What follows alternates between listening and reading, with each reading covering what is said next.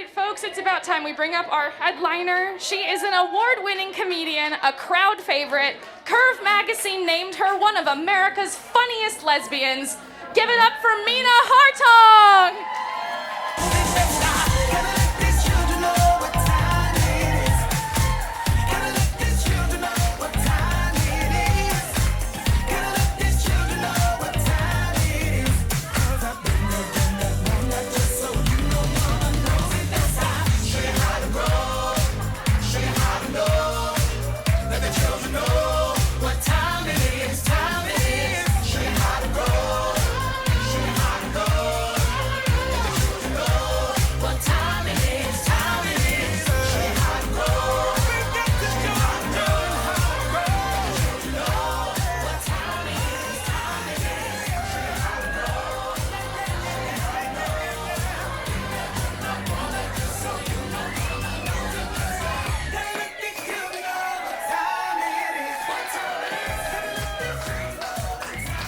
Thank you so much. You know what time it is.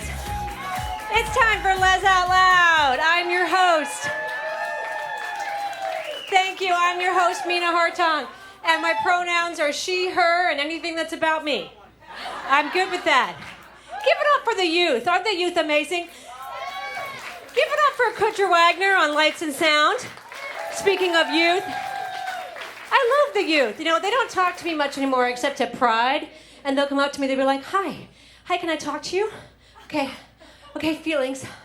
Okay, I just wanted to say, thank you so much for coming out back in the 1900s. You are such a pioneer. Can I take a picture with you? I'm gonna put it on Instagram. Do you know what Instagram is? Okay, follow me, okay, bye.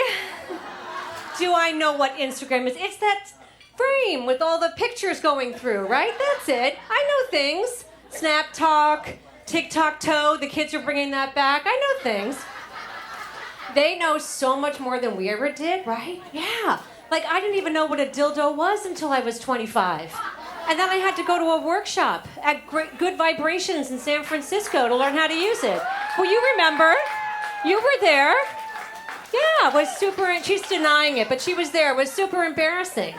You know, but they don't know everything, you know, because they're kids. So every once in a while I gotta gather them around and be like, kids, when you were eating gluten-free cereal, I was eating my girlfriend in Amsterdam. So a little respect. Thank you very much. Oh my gosh, thank you. You're so kind. All right, so who's here? This is Les Out Loud. Where are my lesbians? Make some noise, let's hear you. Yeah. So we're running a little bit late, but I hope you fed the cat and the dog before you left home. Did you? Okay, good. We're going to wrap this up by 8. You'll be home by 8:30 and bed by 9. We got you. Okay, and we see you. Where are my gay men? I see you hiding back there. Yes. Thank you for taking a break from all the sex to join us tonight. Did you know there's a lot of sex going on back there at that hotel? I just want to say, yeah, they're nodding. Yeah, okay, lucky you. I just want to say that where's my lesbian sex hotel? Right? Yeah, thank you. It's called couples therapy. That's the threesome that I get. So enjoy for me, boys, enjoy. I'm not bitter, I'm not. I know, nobody likes a bitter lesbian. I just want a vibrator that will reach my G-spot because my wife has arthritis. Can you help me with that? Is that available at the hotel? They get everything. Okay, where are my bisexuals, my transgender folks? Give it up for them. My genderqueer, non-binary. Yes, we're all here. Where are my straight friends tonight? Yes! Give it up for this. Yeah! Good for you. You found the bar. This is not an easy one to find, right? You know, when I first started doing comedy, my straight fans used to say to me, you know, Mina, you might want to say your comedy show's at a gay bar. I was like, really? Like ways? Like, in 800 feet, there are gays ahead. Proceed with caution. I mean, I go to straight places all the time. Nobody gives me a trigger warning. Straight man approaching, wanting a threesome with your wife. Make a U-turn if possible. Yeah. But all that is behind us now, right? We hope, right? I've been out for over 30 years, right? Thank you. And it's better now. I used to get the strangest questions from people, like, do you hate men? I'm like, no, that's straight women. I'm a gay woman. Right? But I still get this one. People will say to me, you know, Mina, you say you're a lesbian, but you're so friendly. Yeah, and I am. I'm very friendly because I really have enjoyed all the phases of my lesbian life. You know, the first phase was, of course, the lesbian feminist separatist phase, right, where I cut all my hair, and gave all my dresses away, and then I shaved one leg and not the other because I wasn't sure which way I wanted to go. And then I actually lived on a women's land, a WOMYN, right, in New Mexico, yeah. But, I didn't last very long because, I couldn't split wood, and I'm a terrible cook, and I was just telling jokes, so they kicked me out. But, I tried, I did. And then I moved to Amsterdam, and then there was, like, the dark room, the boys were like this, the dark room, sex party phase, that was fun, right? And then I went back to New York and met all these single lesbians, and we were, like, looking for love and looking for our wives. We were like Sex in the City, except our cosmos were like in plastic cups from Henrietta Hudson's, but still, we were fabulous. We were fabulous. And then, just like that, everyone got pregnant. That's right, except me, right? So all my friends had kids, and the baby boom dropped. And then I was like trying to hang out, so I went to the birthday parties, and I'd go over to my friend's house on Friday night, and we'd be sitting there in our sweatpants eating like baby carrots and hummus from Trader Joe's, and watching basic cable. I'm like, I'm a lesbian. I can do this at home. This is not a Friday night out. So I didn't last for that very much. But now, I live in Palm Springs. I'm like this excellent lesbian. Finally, thank you. Thank you. So nice. I go hiking all the time, on the dike hikes, right? I get excited about compost, and my hair is a full-on mullet. Butch, femme. I've come full circle. Good for me. Thank you. Took a while. Yeah, so my hiking group is tonight. Give it up for the squirrels. Let's hear you. Yep. We go hiking twice a week. There's nothing like being out in the wilderness with like 17 lesbians, right? Because you get all the types, right? You get the leader who's leading us up the trail, and then you get the jocks who are scrambling up the rocks, yeah? And then you get the topographists with the maps, right, and they're like bringing out the maps and the compass and the devices, and they're all consulting about which way to go. And then you've got the botanist who's giving us a lecture on plants and birds. And then you've got me in the back just chatting, waiting for lunch. Yeah, so it takes all kinds. It does. I also play pickleball. I'm sure some people here play pickleball. I know Sue Vance is here. Yeah. And Mary Barcelo is here. So, yeah, see her in the back. She's got lessons and tournaments for you. I like pickleball. I do. I just don't know why the retired gym teachers have to take it so seriously. It's like, it's a ball. It's got holes in it like Swiss cheese. It's pickleball. Like, can we just take it down a notch? Like, I'm only here because I eat too much cake. I don't get it. Yeah. But, I don't want to make fun of the lesbians. Clap for the lesbians, please. We love the lesbians. We do. And clap for yourselves for coming out tonight. Thank you for getting vaccinated, for wearing your mask, for showing us your vax card. If you're menopausal, thank you for remembering your vax card. Pat yourself on the back for that, right? Because January was tough, right? A lot of people got COVID. I didn't, but I did get a sore throat in January, and I was like, woman down! Get on the couch, get away from me, get the test. And like my wife and I have it on the counter, and we're like, please God, please God, please God, no. It's like the closest thing we ever got to a pregnancy test as a lesbian couple. It was exciting. Woo, January. Wow. A lot of things got canceled in January, right? The Oasis Music Festival, the film festival got canceled. That was sad because that's my go-to for the lesbian movies. I love the film festival. Yeah. I love the lesbian movies like Desert Hearts and Bound, Ocean's 8, which wasn't a lesbian movie, but if you're going to dress Cate Blanchett like that, it needs to be a lesbian movie. I'm just saying. Yeah. And I enjoy the queer cinema, I do. And I enjoy the period pieces too. Gentleman Jack, that's a fun series, right? Hot. Portrait of a Lady on Fire, because all the resistance, right, with all the clothes and the petticoats and the corsets, and then when it's finally time for them to have sex, they're ripping off all the clothes, and then I'm like, there's just a small part of me that's like, okay, it's 1850, when was the last time they took a shower? You know, I ruined it, didn't I? I ruined it for you, I did, but I can't help it, that's where I go. But so much is changing now, right? We have all these things available. So much is changing for the better, except for the old white men, right? The old white straight men. They just refuse to change, right? They're just unraveling, aren't they? Because they're lost. And not just spiritually. I mean, like physically lost, right? Like we're removing all their statues. They're like walking around. They're like, wasn't Lee here? Wait, what? They didn't ask me. What the hell happened? And then they go to pay, right? We're changing their money. So it's like, oh, I got a 20 right here. Cash is king. But Harriet Tubman, what happened to Jackson? What the? Wait, I got some change in here. Wilma Mankiller. Oh my God, wait, I got some other change in here. This can't be right. Maya Angelou on the quarter. Nobody asked me. So, you know, they're not really dealing with that very well. And they also can't find their bathroom.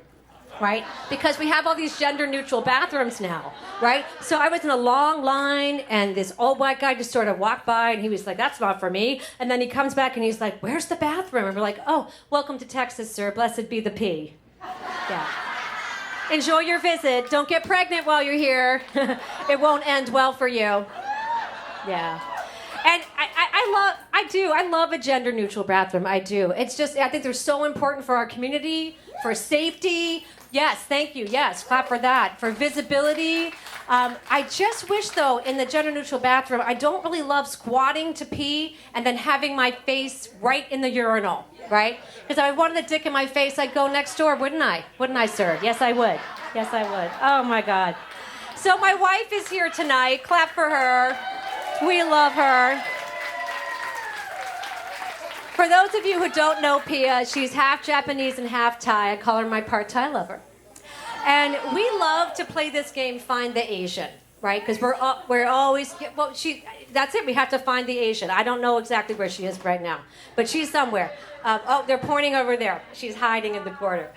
So we love to play Find the Asian because we like to talk about Asian visibility and, of course, Asian American invisibility, right? We don't see enough Asian Americans, right, in our media and our TV and our movies, right? So we like to watch TV and go, Asian, Asian, Asian, Asian, and then we come to Mount Springs and I'm like, okay, just you, honey, but we'll work on it.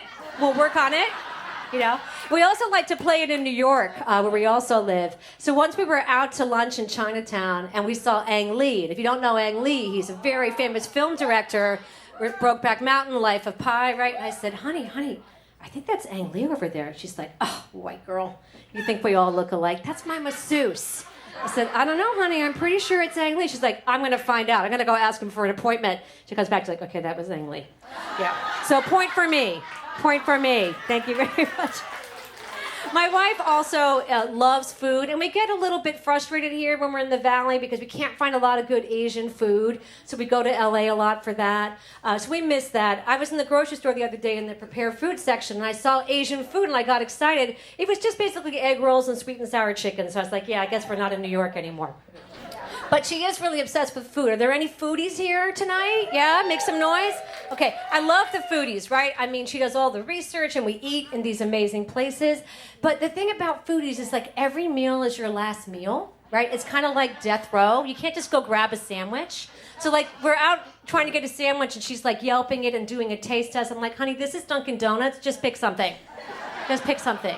And she's obsessed with a lot of things, right? She's also obsessed with end-of-life planning lately as we get older. And that's important. We're doing estate planning, right? And talking about having enough money to care for ourselves when we're older. But she goes very extreme, right? So I'm like, okay, maybe we have to live on one floor. You know, maybe we can't drive at night. She's like, no, I'm going to be completely incapacitated. And when I can't wipe my butt, just take me to Switzerland and just end it. Just finish it. And this is just at breakfast, right? So that's how I start my day.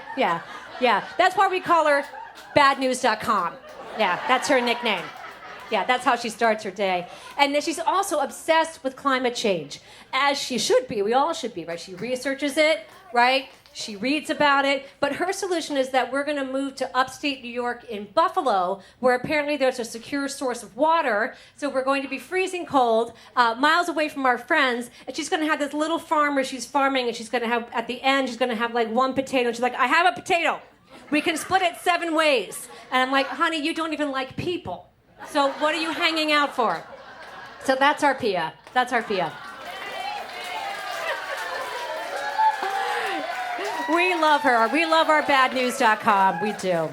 So we've been together for almost 20 years. Any long married, yeah? Any long-term married couples here? Yeah. And we try to keep the love alive. It's not easy. You know, like our version of 69 these days is more like a mutual foot massage after a long day. We're trying. You know, and we're both in menopause. Give it up for Team Menopause. Yeah, yep. So that's super fun because when you're a lesbian, you get to go through it at the same time as your wife. So that's awesome. And the thing is, when you have 2 postmenopausal women, it's pretty dry down there. It's like Anza Borrego in July, right? And I've always been pretty good about getting with myself, you know, and there are dry periods in every marriage. So I'm just like, oh, Mina, you're so smart, you're so beautiful, you're so good at Instagram and tic-tac-toe. And then I'm like sweating under my boobs. Like, you know it's bad when you can't get with yourself. You know? You know what I mean? But I'm in my 50s and I'm really enjoying it, except for the back fat, occasionally peeing in my pants and the dry vagina. Otherwise, we're good. We're good. Now, this peeing in my pants thing, nobody told me this was coming so soon. That was not in the brochure. You know, and you know, I like to hike a lot, so it's very important to hydrate. So I'm at the end of the hike, and it's like a quarter of a mile. I'm like, I can make it, and I'm like kegeling right to the end. I'm like kegeling, you know. And then like I get there, there's a legitimate bathroom like 10 feet from me with a toilet and a sink and all the things. But what happens? No, I don't make it. I pee right outside the bathroom, literally next to the door. Can you imagine the headline? Local comic arrested at Whitewater Preserve. Shows are postponed indefinitely. Oh, God, thank you. You're so kind. So my parents are still around. Anybody got their folks still around? Yeah, my parents are in their 80s. Yeah, I'm very lucky. Yeah, they're wonderful for my career. They provide me with a lot of material, I should say. My dad and I don't talk much anymore, which is fine because I really can't listen to him talk about how that socialist Nancy Pelosi is ruining the country anymore. I just can't.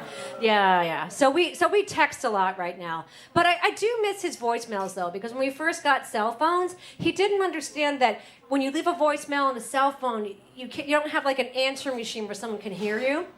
So he'd call me and be like, Mina, it's your dad. You said you'd be home, so I'm just calling. I don't know why you have a cell phone if you don't pick it up. So I'm just gonna wait a little while to see if you're there. Are you there? Are you there, Mina? Are you there? Are you there? Okay, call me back. It's your dad. Oh, bless him. Bless my dad.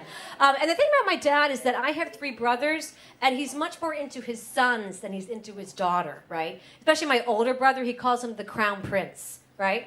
Because he's named for my father's named for my grandfather, my nephew's named for my brother. So they're going for like Henry VIII because he was a great guy. Yeah, he was a great guy. And yeah, so I'm like the crown prince of what? Like misogyny, racism, like cheating on your wife? Like what exactly is this crown all about? And my brother is getting divorced. He was caught cheating on his wife many, many times. He did not come to my wedding. He didn't want to come to a gay wedding. He wouldn't let his kids come. But I did go to his wedding, right? And I wore a pantsuit, which was pre-Hillary. And from my mother's reaction, you would have thought I was wearing my leather pants and my dog collar, which is what I wore to the reception, but not to the wedding. Not to the wedding. Thank you. My mother didn't take it very well when I came out. I'm the only daughter. She was expecting a wedding and grandchildren. So she wore black for about a year, but she looks good in black and no one really noticed. And about a year later, she called me up and she said, well, I'm just calling to say that I think your friend would make a very nice husband. But frankly, sweetheart, what you really need is a wife. Yeah, so that was a nice thought from Mom. But she should have known, right? There were so many signs. I went to a women's college, so I'll let that just drop for a second, right? And then when I was about to go to college, we had this talk. She came into my room to give me the talk. And she was like, well, Mina, you're a very attractive girl, and I just want you to be careful because you could be taken advantage of because from what I hear, the lesbians are taking over the campuses. And all I heard was the lesbians are taking over. My bags are back. I'm like, bye, Mom. See you at Thanksgiving. We're good. But we have other gays in our family as well. About the time that I was coming out, my mother's mother was coming out. My grandmother, she had this, She had this romantic friend named Ellen. They worked together. They went to dinner every night. They traveled together, right? So my mom's like, well, my mother's a lesbian. You're a lesbian. I'm surrounded by lesbians. I guess I'll be a lesbian too. And my mother lives on a farm in Vermont and like grows her own food, has animals, wears flannels. So we're pretty sure, that it's possible, that she's one too. Because we know it runs in the family, right? We're born that way. Oh my goodness, you're so sweet. You're so sweet. So it's Valentine's Day. So we know that Julie's single, although I'm not sure because she's been on her phone a lot. So she could have found a girlfriend by now. Good for her. Do I have any single folks out there looking for love? Right? Yeah, right here, Chris in the front. She's a hiker, and she definitely makes it to the bathroom, so you should talk to her. She's got a bladder of steel. Any couples out there? Let's hear you. Yeah, let's hear you. Valentine's Day? Yeah. I have mixed feelings about Valentine's Day. I do. This Valentine's Day, I've been very nostalgic for all my crazy ex-girlfriends. Anybody have some of those? Oh my gosh, she's nodding. I had so many, right? Yeah, I was like a crazy magnet. My first girlfriend broke up with her boyfriend to come out as gay together. We were totally in love until we lived together.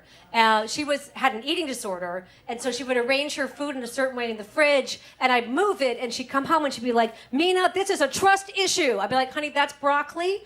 I need you to put it down, right? And then when I lived in Amsterdam, I had a Dutch girlfriend and a Danish girlfriend, so I kind of straddled, the Northern European continent there. And my Dutch girlfriend was depressed, so of course I helped her get better, and then she broke up with me, classic. And then the Danish girlfriend took it a step further. She came back to America with me, and we were going to get married. Then she moved into my mom's farm in Vermont and slept with the caretaker. And then I gave her the car, so she got the car and the caretaker, so that was classic.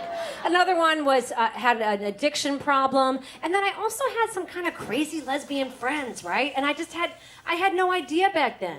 Like I had a roommate in Amsterdam who was into painting, and I probably should have known when she did like a portrait of me with like a rainbow halo over my head that I was probably in some kind of single white female, the lesbian version situation.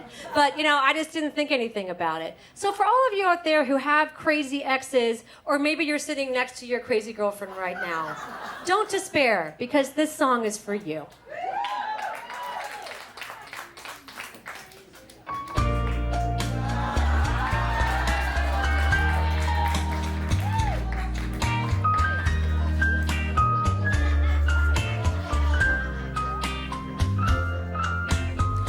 Crazy, you're crazy, but yet I still want you.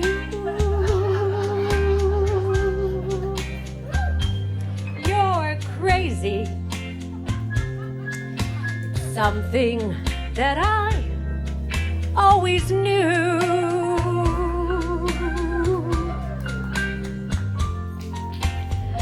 Last night we went out to dinner. You asked me to chew your food in case someone's poisoning you. That really happened. Worry. Someone should really be worried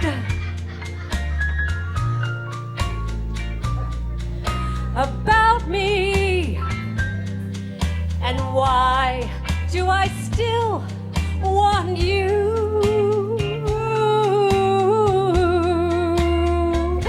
because you're batshit crazy. And I thought that my love could change you.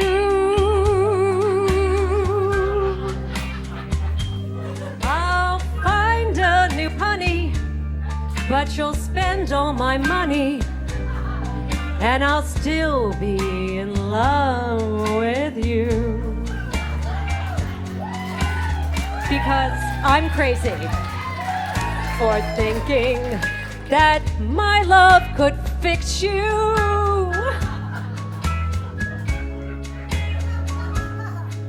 But I'll keep on trying, and you'll keep on lying, and I'll keep on loving you.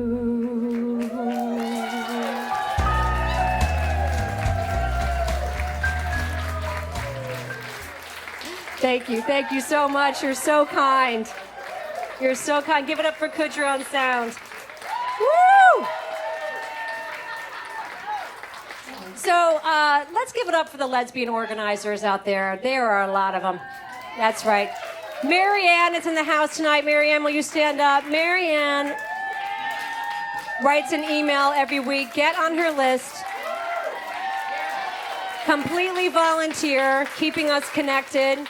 Kim Keeler in the house tonight, I'm not sure, but she has a newsletter as well. It is, help me out, Sumance, it's Lesbians of Coachella Valley Outings and Events, right? Yeah, something like that, okay? So be connected, be with us, have fun with us, go hiking with us. There are lots of bathrooms available. I'm a bit of a lesbian organizer myself. Anybody else do that for their friends? Right, anybody else? Right, send out like 15 emails saying, let's get together and go to the movies, a restaurant, or an art gallery. And then the day comes and it's always like, is this today? What time are we meeting? Where is it? Ladies, learn some Google Maps, okay? Learn some Google Maps, really. Clap for the lesbians. I don't want to be too hard on the lesbians, I know. So it is Valentine's Day, so I'm just going to take a minute. I would just love to we love our audience here at the Runway, right? It's such a wonderful audience. This is our third sold-out show. We love it here. We're going to keep coming back. We love the Runway and Eric and all of his staff. So we just want to have a little audience moment. So I'm hoping I could get a volunteer to come up and talk about romance and love and flirting. And there is a gift involved. There's a gift involved. So is anyone feeling like they'd like to come up for a second? Some encouragement? Yeah? Anybody at all? No? Julie, Chris, anybody? Yeah? Okay. Oh, here we go. Okay. Give it up for Mariah. She's coming. Oh, this is exciting. Okay, Mariah coming up here. First of all, tell us a little bit about where you work, because everyone should know about that. Oh, yes. Okay, so hi, I'm Mariah, and I work at the Desert Rose Playhouse as the resident lighting designer and director of operations, because it makes me sound special. So, yes. Yeah, because lesbians run the world, right? Right. Right. All right, so definitely check out the Desert Roads Playhouse. It is an LGBTQ theater right here in Coachella Valley, and they are ready for your subscription. So, Mariah, don't be shy. Come here over here. Okay. All right, so I know you have a girlfriend, but, back when you were single... Oh, okay, a little bit, okay. Oh, okay, they're poly, okay? So, yeah. Okay, anyway. Okay, so, Mariah, can you tell us some of your ways that you romance people, or some of your flirting techniques? Sure. So the best technique that I've ever learned, and this has worked for me countless times in bars, I walk up to a woman that I find very attractive, and I say, hi. And then they start making out with me, and I have no idea why the fuck this works, but it does. So that's literally my whole game right there. So you heard it first, just say hello. Okay, do you want to hear one of mine? Okay, so as you can tell from my song that I do like women with problems, right? So, and I love tote bags because I'm a lesbian. So I'll say to a woman, hey, do you want to come over and see my tote bag collection from Trader Joe's? Because I got a lot of bags and you got a lot of baggage. Mariah Hansen, ladies and gentlemen. Happy Valentine's Day. Mariah Hansen, keep it going. Oh my goodness. Oh my goodness. Great. So, I've always been kind of a terrible lesbian. Anyone else out there? I really couldn't, yeah, right? I really couldn't nail it, right? I was much more like a gay guy, right? Like, I'd rather have hot sex than a long conversation. Or I'd rather have hot sex than a long conversation about myself, right? I'm the lesbian who, would go to Home Depot, find the lawn furniture, and take a nap. Because I'm just not good at the lesbianic things. Like animal rescue, fire rescue, emotional rescue. Right? I tried living in a lesbian, feminist, kumbacha household once, and we were all buying the groceries together and cooking together and sleeping together. Yeah. And then one day I bought the wrong kind of cranberry juice and we had a meeting. Yeah. Not because I was sleeping with their girlfriends, but because I bought the wrong brand, And back when there were lesbian bars in the country, I used to go out dressed like this and I'd look around and everyone was wearing hiking boots. I'm like, was it uphill to get to the bar? Was there a dyke hike that I missed? But now I'm with all of you, and I feel like I really fit in, so I'm happy about that. Yeah, and I'm very happy that that we're getting to the other side of COVID. I know it's been 2 years, and that sucks, yeah. But people are starting to travel again, or at least think about it. People are having house guests again, right? And people are starting to go dancing again, right? Yeah, and then next month, March 13th, there's going to be a tea dance right here, lesbian bedtime, 4 to 8. So be here and come support the runway.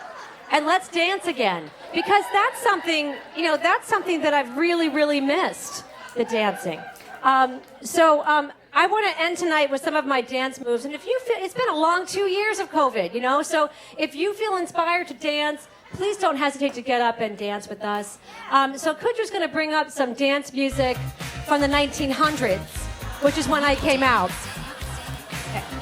And this dance move is called I'm Too Butch to Dance. Dance move. Get into the groove, the way you got to prove your love to me. Get up on your feet, step to the beat. Yeah, Maggie. Give it up for the butch lesbians. Love them. Right? They fix stuff. Okay. This next dance move is for all my high school students. This is the Gen Z dance move.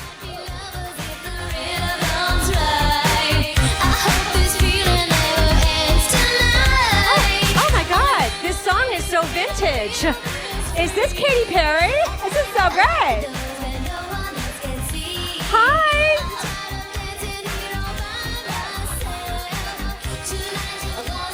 Give it up for the kids. Give it up for the kids. Oh my God. All right, so this next dance move has 2 parts. This is called My Ex is on the Other Side of the Dance Floor dance move, so pay attention. This is the lesbian version.